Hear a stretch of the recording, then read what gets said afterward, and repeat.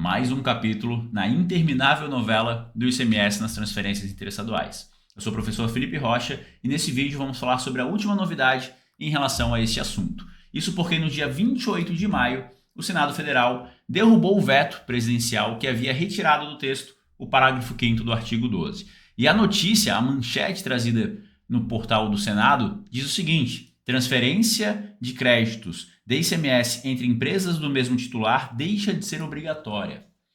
Será se realmente é isso que o texto quer dizer? Se lermos a matéria aqui como um todo, sugere que foi trazido de volta o texto que havia sido vetado e com isso essa transferência torna-se facultativa, ao menos é isso que sugere o texto.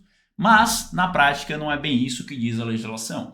Isso porque o texto que foi anteriormente vetado, o parágrafo 5º, ele traz o seguinte: ele traz que, alternativamente ao disposto no parágrafo 4º, já vamos ver em detalhes o parágrafo 4º, por opção do contribuinte, a transferência de mercadorias para esse estabelecimento pertencente ao mesmo titular poderá ser equiparada a uma operação sujeita à ocorrência do fato gerador do imposto, hipótese em que serão observadas as regras do inciso 1 e 2, que na transferência interna observa-se a alíquota interna, na transferência interestadual observa-se as alíquotas interestaduais de 4, 7 ou 12.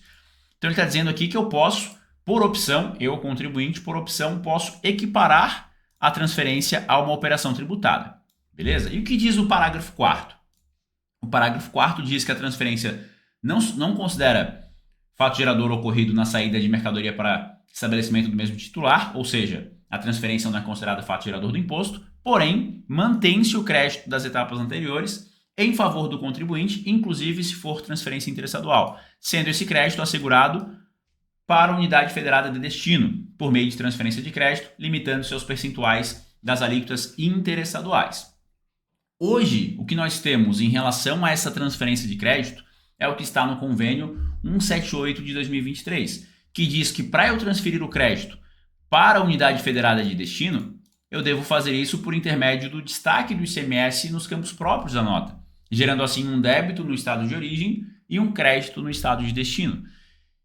Se a intenção for não obrigar o destaque, não obrigar a transferência do crédito, o texto terá que ser alterado.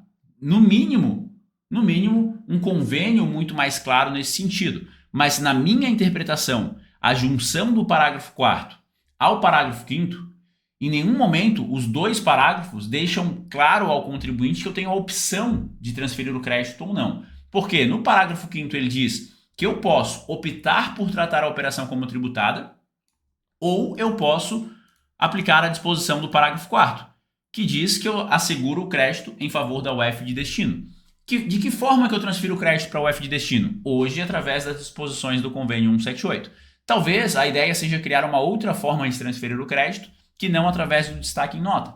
Mas ainda que seja esse o ponto, seja criada uma outra forma de transferir o crédito, que não seja através do destaque em nota, e aí teríamos uma nova legislação a esse respeito, de todo modo, o parágrafo 4º estabelece que eu transfiro o crédito em favor da UF de destino, e o parágrafo 5º diz que eu posso tratar a operação como tributada, o que, por sua vez, também acaba resultando em transferir o crédito para o UF de destino, porque ao equiparar a operação como tributada, eu estou gerando débito, eu estou destacando o imposto e com isso a unidade federada de destino terá crédito sobre a operação de entrada. Então, em ambos os casos, haverá transferência do crédito, seja da forma como hoje se aplica, através do destaque em nota, ou seja através de um outro procedimento que venha a ser criado. Mas, de todo modo, essa questão de ser facultativa a transferência do crédito, como sugere a notícia do Senado, não está previsto no texto legal. Ou eu vou transferir nas disposições do parágrafo 4º, ou eu vou tratar a operação como tributada nas disposições do parágrafo 5º. Em ambos os casos, isso vai acabar por resultar em transferir o crédito em favor da unidade federada de destino. A intenção de quem propôs a alteração seria tornar a transferência do crédito facultativa. Isso por conta de que tem empresas que se favorecem de manter o crédito na unidade federada de origem, principalmente empresas com benefícios fiscais, com crédito presumido, que têm vantagem em manter o crédito na origem ao invés de transferi-lo ao destino.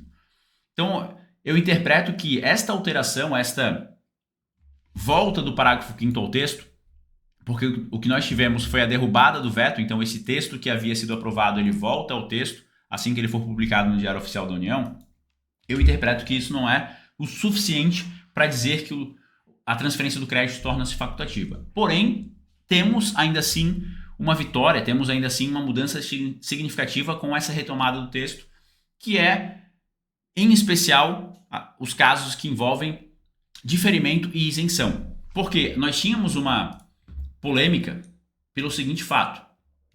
O parágrafo 4º diz que eu transfiro o crédito para a unidade federada de destino em relação àquilo que eu tive de crédito nas operações anteriores.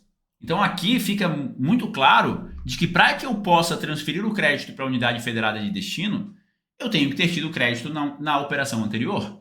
E aí nós batíamos nas situações de entrada sem crédito, como por exemplo, entrada com diferimento, entrada com isenção, em que não houve crédito na etapa anterior. Se não houve crédito na etapa anterior, eu fazer a transferência com destaque do imposto estava indo em confronto ao disposto no parágrafo 4º. Inclusive, tiveram estados mudando suas legislações nesse sentido, como fez Minas Gerais, Mato Grosso do Sul.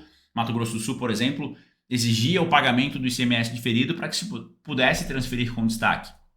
Como agora nós temos a previsão de que eu posso tratar a operação como tributada, isso dá margem para que os estados regulamentem de forma diferente. Olha, mesmo que você tenha tido a entrada sem crédito, mesmo que você tenha tido a entrada com isenção ou com diferimento, como você pode optar por tratar a operação como tributada, como sugere o parágrafo 5º, eu posso destacar ICMS na saída, ainda que na minha entrada não tenha tido crédito.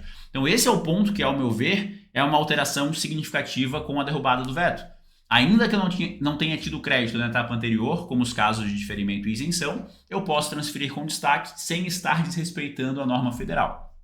Agora, uma fundamentação, um embasamento para que eu deixe de transferir o crédito, eu ainda não vejo clareza no texto, pelo menos no texto da lei complementar. Talvez futuramente tenhamos um novo convênio nesse sentido, trazendo alguma disposição mais clara, mas ainda assim interpreto que precisaria de um ajuste no texto da lei complementar para que de fato ficasse definido de forma clara que a transferência do crédito é facultativa, que é o desejo de muito contribuinte, em especial empresas de e-commerce que estão batalhando para que essa transferência de crédito seja facultativa. Então, isso é o que nós tivemos de novidade até o momento, a derrubada do veto do parágrafo 5º do artigo 12, que estava previsto na Lei Complementar 204 de 2023, até a data da gravação desse vídeo. Ainda não foi publicado no Diário Oficial da União o texto com o parágrafo reintroduzido, mas isso deve acontecer nos próximos dias. E agora veremos se terá ou não a publicação de um novo convênio, como serão os próximos capítulos desta eterna novela que é a transferência de crédito interestadual e a incidência do ICMS.